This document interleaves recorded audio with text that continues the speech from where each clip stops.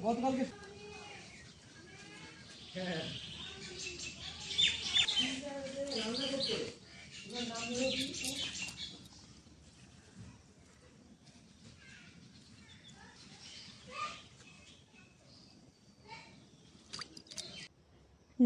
সবাইকে, প্রতিমা ভেজ কুকিংয়ে সবাইকে স্বাগতম। আজ আমি তোমাদের সাথে অপরাজিতা ফুলের বড়া রেসিপি শেয়ার করব। প্রথমেই আগে অপরাজিতা ফুলগুলো ভালো করে ধুয়ে নিলাম। এবার ফুলের বড়া ভাজার জন্য গোলাটা তৈরি করে নেব। প্রথমে দিয়ে দিলাম চাউলের গুঁড়া।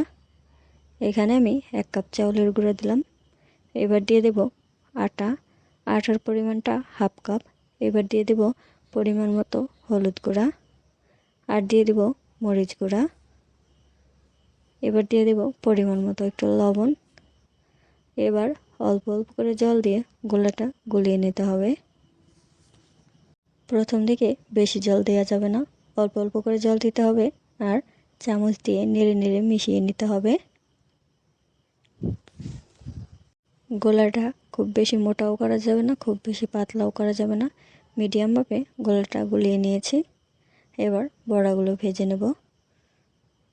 চুলায় কড়াই বসিয়ে দিয়েছি। কড়াইটা হালকা একটু গরম হয়ে আসলেই এবার দিয়ে দেব তেল। তেলটা গরম হয়ে আসলে এবার একে একে বড়াগুলো দিয়ে দেব।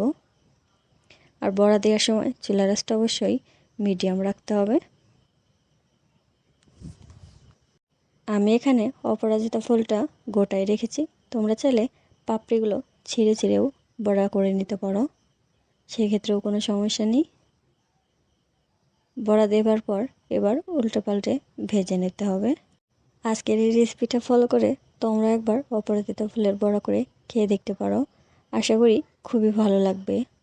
আমার কাছে তো অপরাজিতা ফুলের বড়াটা খুবই মজা লাগে, আমি কিন্তু মাঝে মাঝেই বানিয়ে খেয়ে থাকি। অপরাজিতা ফুলের আরও 2টা রেসিপি এই চ্যানেলে ছাড়া আছে, তোমরা চাইলে সেই রেসিপিগুলোও দেখে আসতে পারো।